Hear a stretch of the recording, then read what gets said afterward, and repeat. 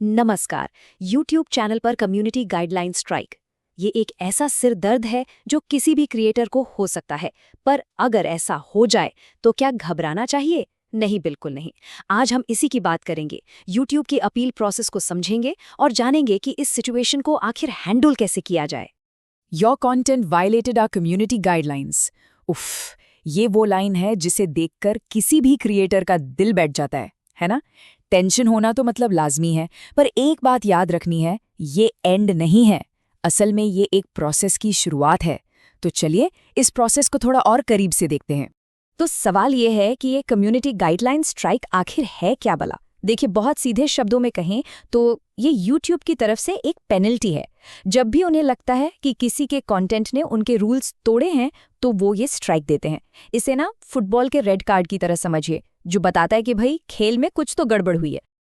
अच्छा, अब ये भी समझ लेते हैं कि कोई भी कंटेंट फ्लैग होता कैसे है। इसके ना 3 मेन रास्ते हैं।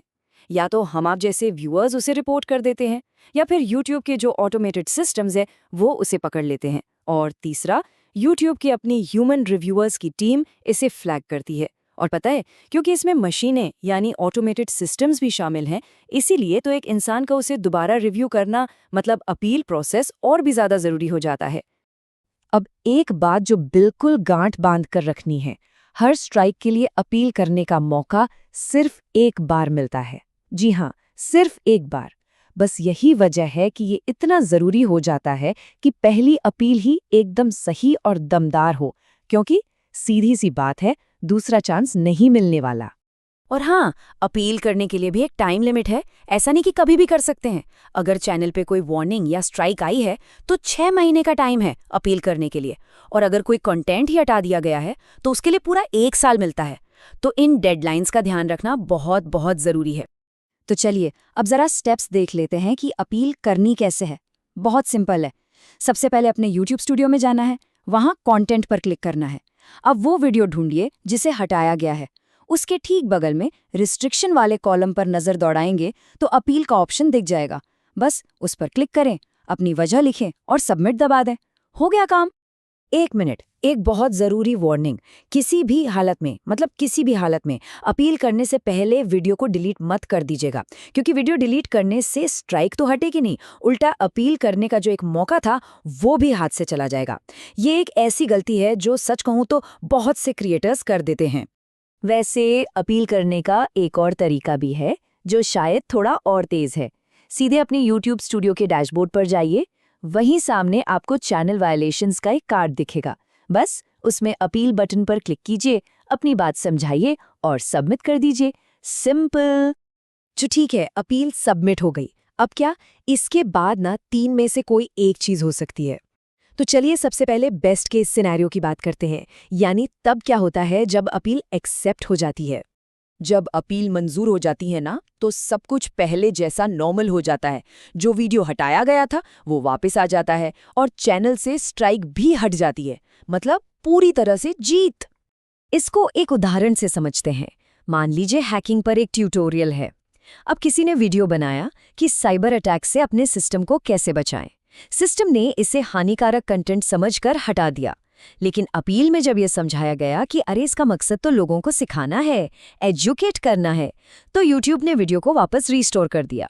देखा, सही कॉन्टेक्स्ट देना कितना ज्यादा जरूरी है। अब आते हैं दूसरे पॉसिबल रिजल्ट पर। हो सकता है कि अपील पूरी तरह से तो एक्सेप्ट ना हो, लेकिन वीडियो पर एज रिस्ट्रिक्शन लगा दी जाए।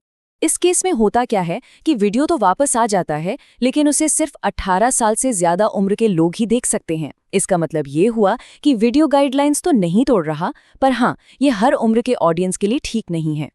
इसका एक क्लासिक एग्जाम्पल है किसी मेडिकल सर्जरी का वीडियो। अब वीडियो तो जाहिर है एजुकेशनल है, पर उसमें खून या दूसरे ग्राफिक सीन हो सकते हैं। तो ऐसे में YouTube वीडियो को वापस तो ले आएगा, लेकिन 18+ के रिस्ट्रिक्शन के साथ। इसे एक तरह का बीच का रास्ता कह सकते हैं।